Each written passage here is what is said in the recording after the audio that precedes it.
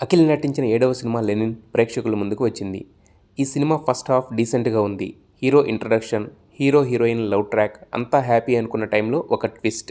ఇవన్నీ టెంప్లెట్ని ఫాలో అవుతూ రాసుకున్న శ్రీరామపురం బ్యాక్డ్రాప్లో భారతం మిట్ట అనే ఎలిమెంట్ చుట్టూ కథ నడపడం వల్ల ఒక కొత్త లేయర్ యాడ్ అయిన ఫీలింగ్ కలుగుతుంది.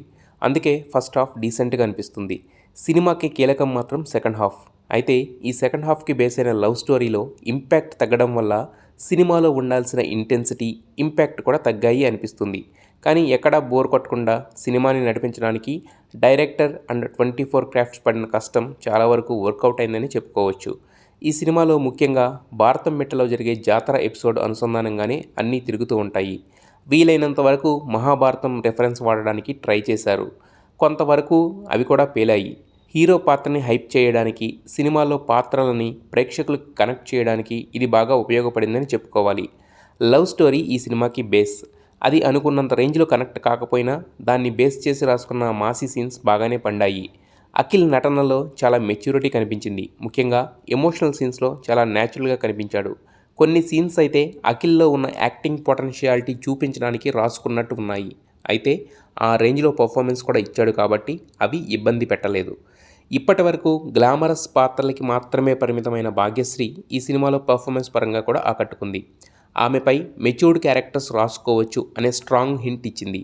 మహాభారతం రెఫరెన్స్ వల్ల పాత్రలు చాలా ఎక్కువ ఉంటాయి, కానీ స్టాండౌట్ అయిన పాత్రలు మాత్రం తక్కువే. ముఖ్యంగా వసంత్ పాత్రలో కనిపించిన వ్యక్తి ఆకట్టుకుంటాడు. ఇక ఈశ్వరీరావు, శివాజీ పాత్రలు కథకి కీలకంగా ఉంటాయి. మిగతా పాత్రలకి అంత పెద్ద ప్రాధాన్యత దక్కలేదు. ఈ సినిమాకి తమన్ సంగీతం సోల్ నింపింది, కానీ 1-2 సాంగ్స్ ట్రిమ్ చేసి ఉంటే బాగుండేది. కథ న్యాచురల్ ఫ్లోకి అడ్డం పడ్డ ఫీలింగ్ ఉంది. కథ పాతదే అయినా 2-3 సినిమాల మిక్స్లా ఉన్నా కూడా ఎంచుకున్న బ్యాక్డ్రాప్ వల్ల కొత్తగా కనిపిస్తుంది. కానీ సీన్స్లో ఇంపాక్ట్ తగ్గడం వల్ల వేరే సినిమాలతో కంపారిజన్స్ మొదలవుతాయి. అక్కడ డైరెక్టర్ ఇంకాస్త కేర్ తీసుకుని ఉండాల్సింది. మహాభారతం బ్యాక్డ్రాప్ పెట్టి మ్యూజిక్తో దాన్ని ఎలివేట్ చేశారు. అక్కడ కొన్ని బలమైన మాటలు రాసి ఉంటే ఆ సినిమా రేంజ్ మారి ఉండేది. సినిమా ట్విస్టులు ముందే సోషల్ మీడియాలో లీక్ అవడం వల్ల కొంత డ్యామేజ్ జరిగింది. కానీ ఆ సీన్స్ తాలూకు మ్యాజిక్ స్క్రీన్పై పండకపోవడంతో మెయిన్ ఇబ్బంది కలిగింది. ఓవరాల్గా చూసుకుంటే లెనిన్కి వెయిట్ ఉంది, కానీ solid impact ఇవ్వలేకపోయింది. Masih elements, gripping scenes వల్ల లెనిన్ వర్త్ వాచ్ అనిపిస్తుంది.